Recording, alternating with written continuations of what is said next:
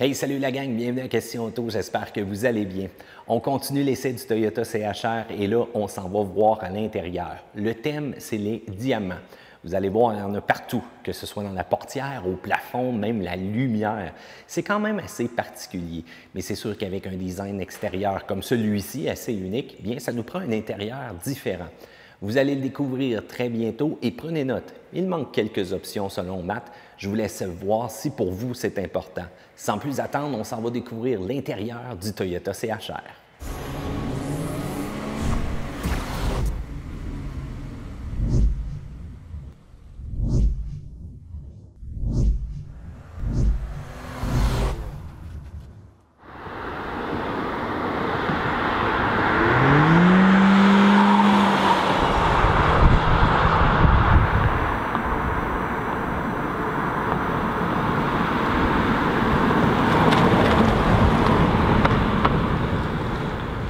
Regardons à l'intérieur du CHR et dès qu'on ouvre la portière, ce qu'on va remarquer, bien, c'est la thématique, la fameuse thématique diamant qu'on va retrouver un petit peu partout à l'intérieur du véhicule. Regardez-moi cette portière-là, les dessins, l'attention qu'on a portée, même ici, donc dans le bas, à l'entrée du véhicule, même au niveau du haut-parleur. Donc, regardez-moi ça, vous voyez donc les petits dessins avec les losanges, les diamants qu'on va retrouver tout partout. Donc, encore là, c'est quand même assez intéressant. Les sièges aussi. Même si c'est en tissu, ça va nous offrir quand même un bon support latéral. L'assise aussi qui est assez longue. L'ensemble des ajustements qui sont manuels. Mais regardez la hauteur de celui-ci. Donc, vraiment positionné pour donner une meilleure visibilité et un meilleur feeling, malgré que le véhicule va conserver un centre de gravité là, quand même assez bas de ce côté-là. Au niveau de la portière, beau matériau, belle poignée. Belle finition aussi avec la petite ligne qu'on a donnée ici sur le côté. L'ensemble des vitres qui sont automatiques à la grandeur, à l'avant comme à l'arrière. Donc vraiment, on est choyé de ce côté-là. Les motifs encore du rangement dans le côté. C'est très, très bien. Puis je vous parlais des losanges, là. Regardez, vous en voyez ici directement, donc dans la partie du haut. Et même si on se contourne un petit peu, si on se contorsionne, vous allez voir donc ces mêmes losanges-là qui apparaissent ici. Donc encore une fois, c'est très impressionnant le design qu'on a fait. Du côté tableau de bord, eh bien, regardez ça, même ici, donc quand même partie mou, belle cuirette, super belle couture, bien définie. Intégration aussi du coussin gonflable. On utilise un petit matériau quand même intéressant, métallique un peu plus, malgré que c'est du plastique. L'écran quand même de bonne dimension, du noir piano et un petit peu de plastique, mais qui reste quand même souple. On va avoir une super belle prise au niveau du volant, regardez ça. Un petit peu fini plastique. Les boutons, cependant, ça va être un peu tannant, là, mais qu'on tourne, ça ressort un petit peu. C'est sûr qu'on va les accrocher de ce côté-là. Mais je dois dire aussi qu'on a une bonne visibilité lorsqu'on regarde à l'intérieur du véhicule, comme ça.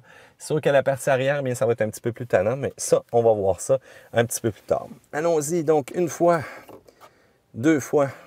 Et vous voyez donc la mention Toyota qui s'affiche ici au niveau de l'écran. Et vous avez mon centre d'affichage de messages. On va se rapprocher un peu et je vais vous montrer tout ça. Donc, si vous regardez présentement, quand même deux bons cadrans, l'indicateur de révolution par minute. Vous avez aussi donc le cadran du côté vitesse, les belles aiguilles, belle finition, un beau bleu. Et regardez, donc l'ensemble du menu, c'est directement dans un écran 4.2 pouces si on veut. Ça va permettre de faire un affichage des différentes fonctions au niveau du véhicule. Et vous allez voir, il y en a certaines aussi qui sont quand même cachées.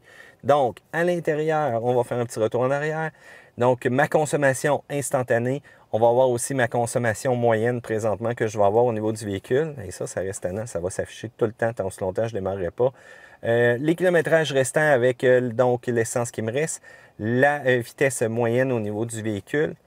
Et je vais avoir aussi donc un témoin éco lorsque le véhicule va être démarré, vitesse en km/h, ce qui me reste encore une fois comme essence. Le moniteur de G, force G, donc si jamais j'abuse un petit peu sur les virages, les aides à la conduite, on va me suggérer une pause et je peux tout simplement afficher rien. Je peux activer aussi désactiver certains systèmes d'assistance, donc il va y avoir certaines fonctionnalités qui, encore une fois, vont s'activer à l'intérieur des menus. Donc, si je tasse ici les messages d'avertissement au niveau du véhicule, et je peux aller dans les différents réglages. Et c'est là que je vais retrouver donc mes systèmes que je peux activer ou encore désactiver et ajuster la sensibilité. Donc, on parle d'aide à la direction. On va parler aussi d'alerte de collision. Et je peux mettre la sensibilité que je veux.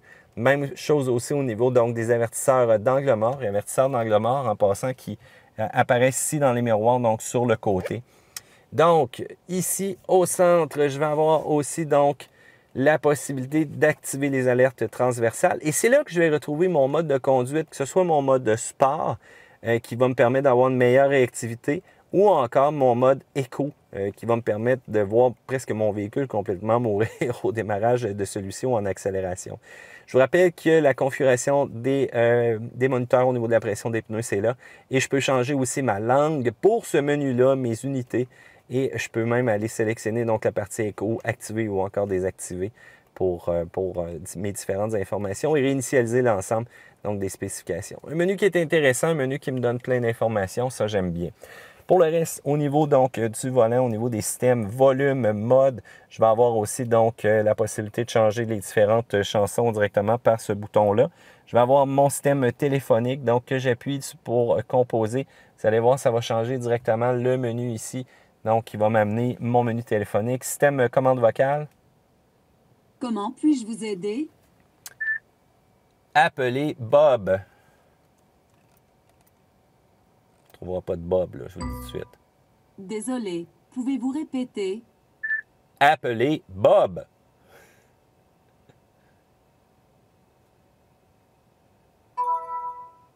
Dites le numéro de la liste associée à votre demande ou dites aucun de ces choix. Ça va être aucun de ces choix. Comment puis-je vous aider? Il n'y a pas de Bob là-dedans et on va tout simplement annuler. Donc, écran tactile, vous l'avez vu quand même assez rapidement. Au niveau des différents affichages, encore une fois, j'ai la possibilité d'afficher les trips qu'on appelle, donc les informations de voyage. Si j'appuie ici sur le bouton, vous allez voir, ça va changer dans le bas. Donc, l'affichage au niveau A, B ou encore afficher le kilométrage complet de mon véhicule. Je peux activer ou désactiver donc le contrôle de direction active et même gérer la proximité aussi. Donc, au niveau du véhicule qui me précède lorsque je vais être en régulateur de vitesse. Et le Toyota, regardez, le régulateur de vitesse est toujours caché ici, là, directement sur le coin. Donc, un petit bouton qu'on va tout simplement appuyer on ou off. Donc, ça, c'est quand même très bien. Du côté ici en dessous, donc je vais allumer quand même l'éclairage. J'ai les phares automatiques que je peux activer ou encore désactiver. J'ai ma trappe à essence ainsi que la luminosité du véhicule que je peux tout simplement régler et encore pousser. Comme vous voyez présentement, un petit éclairage LED à mes pieds, c'est vraiment très discret là, cependant. Au niveau du système multimédia, eh bien, il n'y a rien vraiment de compliqué. En passant, c'est un écran 7 pouces avec un radio 6 haut-parleurs qui est quand même de bonne qualité. Je suis un peu impressionné par celui-ci. Habituellement, c'est jamais la force, mais regardez bien la simplicité du menu. Première des choses, pas d'Apple CarPlay, pas d'Android Auto, très tranquille. Au moins, c'est quand même pas si pire côté radiophonie. Présentement, c'est pas la meilleure tune avec la meilleure définition que j'ai. Mais bien entendu, on peut aller chercher nos différentes sources aussi qu'on voudrait. Et ce qui est pas pire aussi avec la partie téléphonique, je peux parcourir tout simplement et je peux trouver les différentes chansons aussi qui ressembleraient là, à la partie genre que j'ai choisi. Si je rappuie sur parcourir, je peux aller choisir un album, disons, ou peut-être un artiste plutôt. Je peux sélectionner donc les D, les E, les F comme ça en appuyant. Et disons que j'irai me chercher un groupe que j'aime bien de ce temps-ci. On va appuyer tout simplement là. Et comme vous voyez, c'est vraiment pas compliqué. On va mettre un petit peu de son. Déjà, la qualité est meilleure.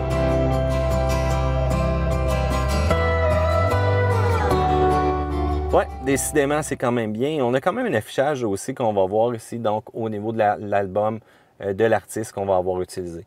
Donc, un écran qui, cependant, va salir un petit peu rapidement. Au niveau des différents menus, c'est vraiment pas compliqué. Donc, j'appuie ici, je peux aller dans mes configurations.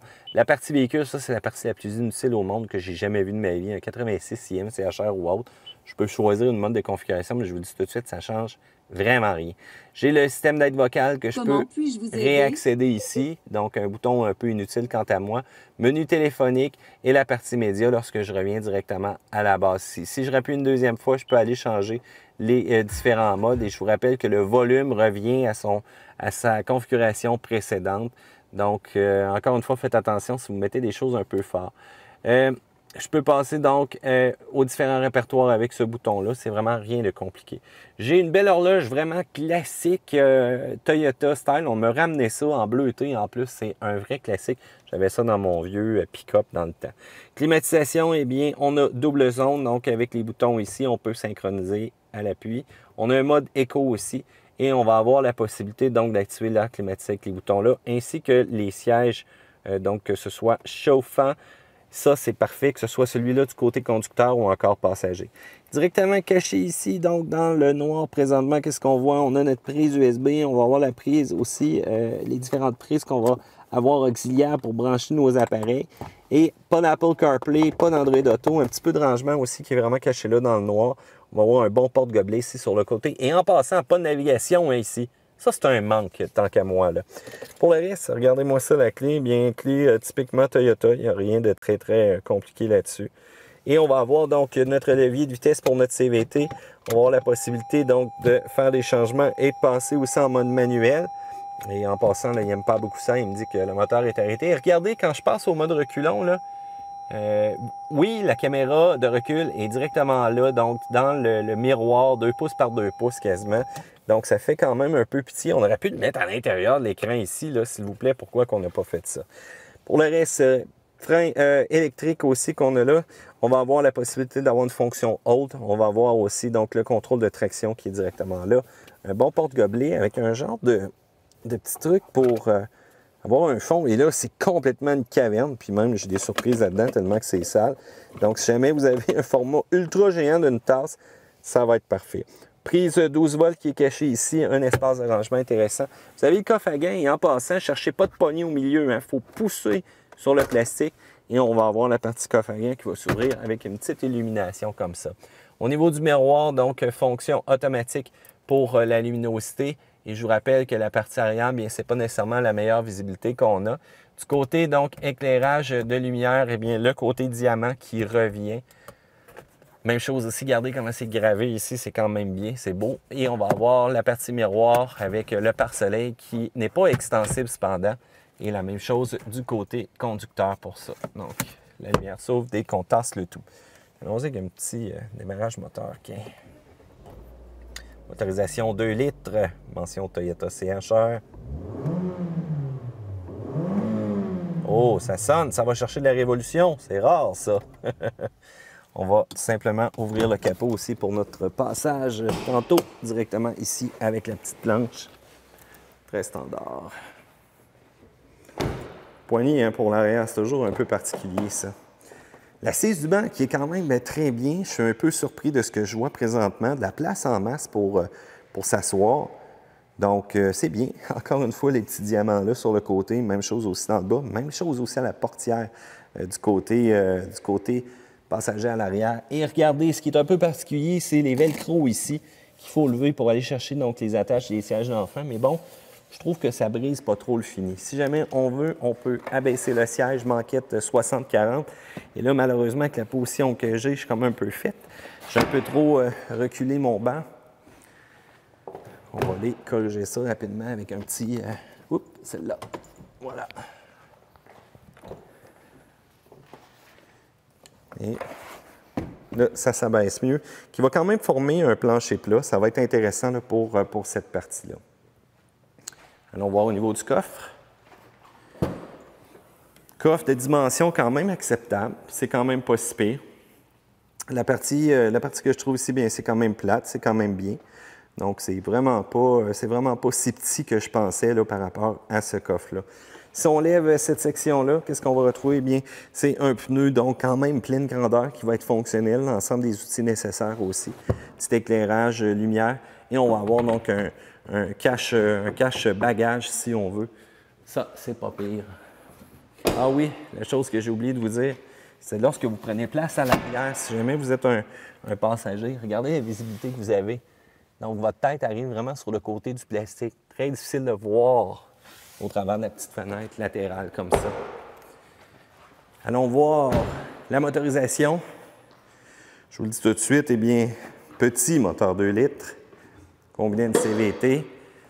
Pas nécessairement rien d'excitant, mais au moins, ça fonctionne quand même très bien. Donc, pension valvematique, batterie super accessible. Donc, si jamais on a besoin de suralimentation, ainsi que le filtre à air facilement accessible aussi. Vérification d'huile en avant, on en ajoute sur le dessus et vous allez avoir le lave-glace aussi directement sur le côté-là. Encore une fois, très accessible. J'aime bien, je trouve ça intéressant. Seule chose, c'est la partie arrière, c'est sûr que c'est un peu serré, mais l'intérieur est quand même bien fini.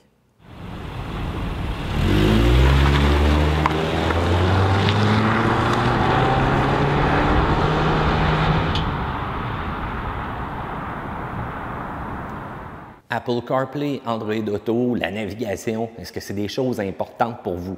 Est-ce que vous seriez prêt à payer un peu plus pour avoir ces options-là à l'intérieur du véhicule? Ou sinon, expliquez-moi comment vous faites pour vous en passer. Section commentaires ci-dessous pour l'ensemble de vos réponses. Faites le pouce en l'air parce que vous aimez cette vidéo-là et surtout, abonnez-vous à Question Auto. Passez faire un tour sur notre page Facebook et vous allez voir, c'est le fun, échanger tous ensemble sur la passion de l'automobile. Je vous dis à la prochaine fois à une autre vidéo de Question Auto.